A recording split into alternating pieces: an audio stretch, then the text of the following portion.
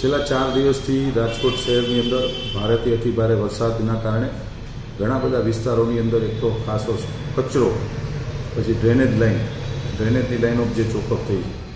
અમારી પ્રાથમિક કામ પ્રત્યેની 2 દિવસમાં પહેલાં વર્ષકમ વર્ષ જે કરવાના કામો છે એમાં એક તો સ્વચ્છતા પ્લસ જેટલું ડ્રેનેજની જે લાઈન બ્લોક થઈ છે ડ્રેનેજની લાઈનને ઓપન કરવી.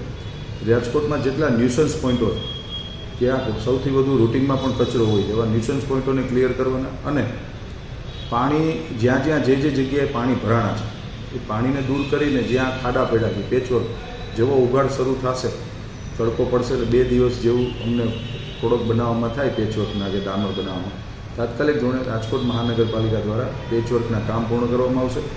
સ્વચ્છતા ઉપર સૌથી પહેલો ભાર અમે મૂકી રહ્યા છીએ કે જેવું આ વરસાદ થોડો ઓછો પડે, આવતીકાલથી તો કાંઈ છે જ નહીં, આગળ એવું કહે છે કે ભાઈ શાંતિ છે રાજકોટમાં, તો આવતીકાલથી રાજકોટ શહેરની અંદર સ્વચ્છતા ઉપર મોટી પ્રમાણની અંદર અમે લોકો અમારી ટીમને લઈને ઉતરવાના છીએ. ડ્રેનેજ અને સ્વચ્છતાને 3જો ક્રમ ન્યુસન્સ પોઈન્ટ અને 4થો ક્રમ અમારો રહેશે કે જેટલું જે જગ્યાએ પેચવર્ક કરવાનું છે બધી જગ્યાએ અમે પેચવર્ક કરીશું. સ્વચ્છતાની જો વાત કરું તો રાજકોટમાં 2000થી વધુ કર્મચારીઓનું સફાઈ કામદારોનું જે સેટઅપ છે એ બધા જ લોકોને શિફ્ટ વાઇઝ અમે લોકોની રોડ પર વિસ્તારમાં ઉતારવાના છીએ. જે અમારું કન્ટિન્યુ સેટઅપ છે એ જ મુજબ સેટઅપ રાખશું. વધારાના જરૂર પડે તો વધારાના સફાઈ કર્મચારીને ઉતારશું.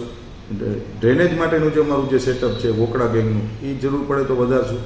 કુલ મિલાવીને વાત કરું તો રાજકોટ શહેરની અંદર આવનારા 3 થી 4 દિવસની અંદર રાજકોટનું જનજીવન એકદમ ભૂતકાળ જે રેગ્યુલર હોય એ પ્રકારનું થઈ જાય એના માટે મહાનગરપાલિકા કટિબદ્ધ છે.